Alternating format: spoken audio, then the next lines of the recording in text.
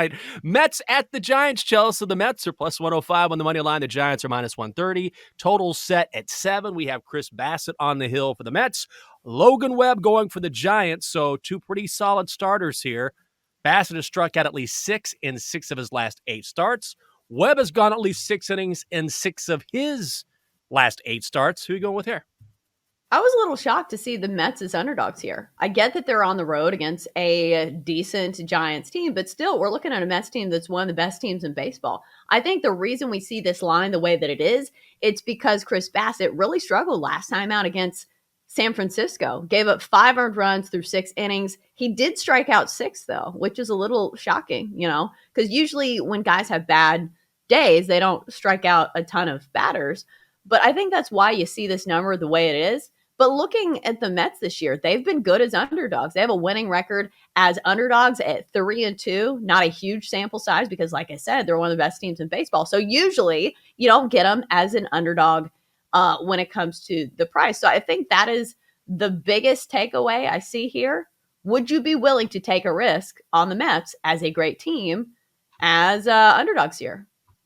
Yeah, I think I would. I like the Mets at plus 105 just because I think I don't see the Giants having a strong advantage necessarily here with the starting pitching. And we know the Mets can absolutely rake. And frankly, Chelsea, the Giants have not been that good at home this season. They're 11-10. The Mets are 8-4 in their last 12 on the road. The Mets are also 23-7 this season against right-handers. That's in the spot that they're in tonight. They have a better bullpen here. So I'll take a flyer on the Mets at plus 105. I don't think the Giants should be favored. I think I like the total on this one better because looking at a really low total, and if you think Chris Bassett even gives up a couple of runs, what's the total? 7 runs? Yep. So both of these pitchers can have great days, and this over can still hit. So looking at Chris Bassett, who just gave up 5 runs to the Giants in his last time against the Giants this season, and Logan Webb, he's a great pitcher, but like I said, I think that I would lean towards the over here. You know what? You're right about that. I like that play even better. The more I listen to you and the more I think about it, these are two very good pitchers, but we're not talking about necessarily two aces where the total should be sitting this low. This total just feels low to me. It feels like it should be around 8, maybe 8.5. So I'm with you. I think that's going to be my lean tonight. I'm going to go over 7. I'm going to tell you on that. I think it's at 7 because it's at San Francisco, which is a very pitcher-friendly park, but you're playing the number. It is at 7. So it is so low that, like I said, both these pitchers can have a great day. And we're looking at a Mets offense that's actually scoring runs this year. This is a top 5 offense. It is not the Mets team of last year who had real trouble cashing in those runs. So I think we may see some runs here. Yeah, I think you're right. And I know it's very early in the season for the Mets to Met, but they have done a really nice job of picking up their pitchers who are injured, specifically because of that offense and hitting the ball so very well. Let's go to the Marlins at the Rays in Tampa. The Marlins are plus 140 on the money line. The Rays are minus 165. You talk about a low total. The total in this one, 6.5. You've got Pablo Lopez going for Miami. Shane McClanahan gets the call for the Rays. Right. This is a game that is set up for strikeout props. But again, you are playing a number. So we've got to look at those numbers and make sure they're not too high. For Shane McClanahan, the problem is the juice with his strikeout prop. It's set at 7.5, which is really high, and it's minus 152. So the numbers all line up for Shane McClanahan to have a big night here, just because you look at the strikeout percentages for Miami against left-handed pitching.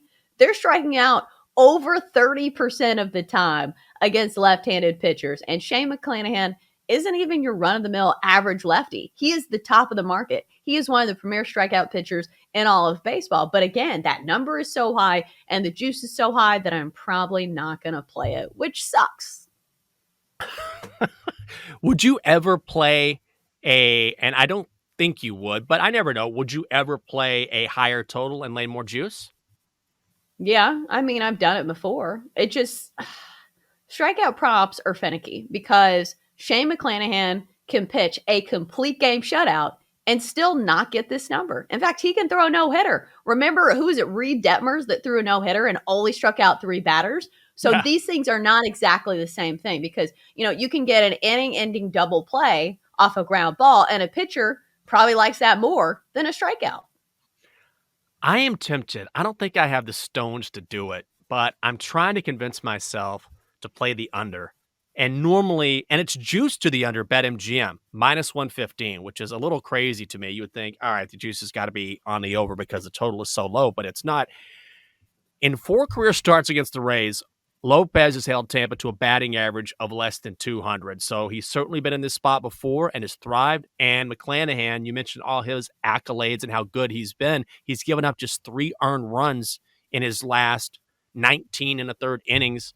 Neither of these teams played yesterday. These are 2 of the best bullpens in Major League Baseball. So I think the under might be the play. Chelsea, I just don't have the guts to do it.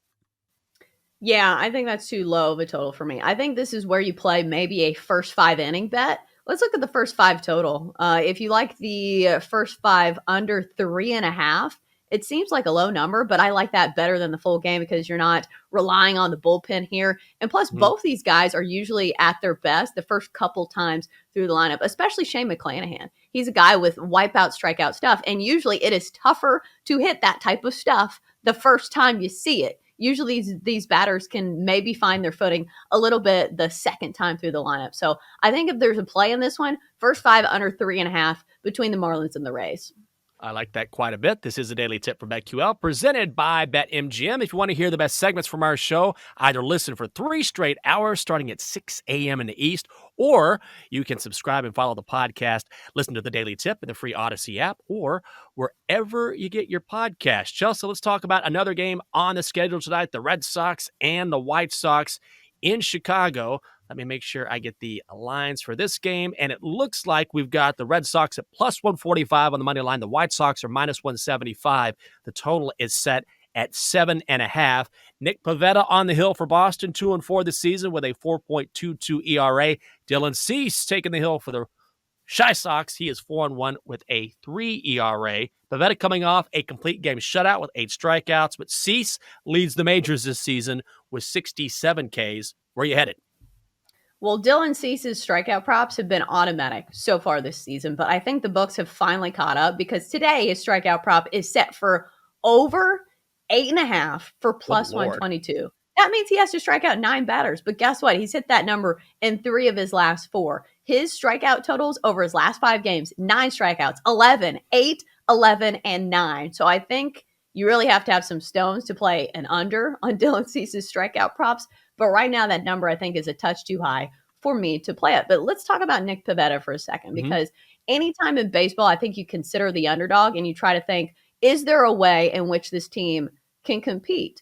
And Nick Pivetta has been one of the best starting pitchers for the Red Sox against the best teams. He's had some stinkers against bad teams, but look what he's done against some of the best hitting offenses in baseball. Won a complete game against the Astros. Last time out against the White Sox, he had a good game. I don't think he allowed a single run. So I think he gives him a shot here. But the problem is you still have to trust the Red Sox bullpen, which I am not going to do.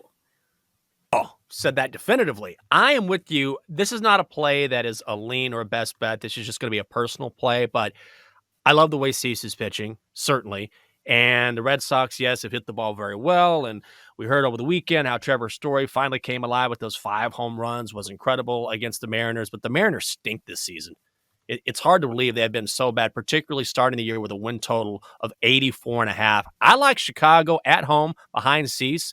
I'm not quite so sure Pivetta replicates or comes close to what he did last time out with that complete game and 8 strikeouts. Sox are hitting the ball well. The White Sox are.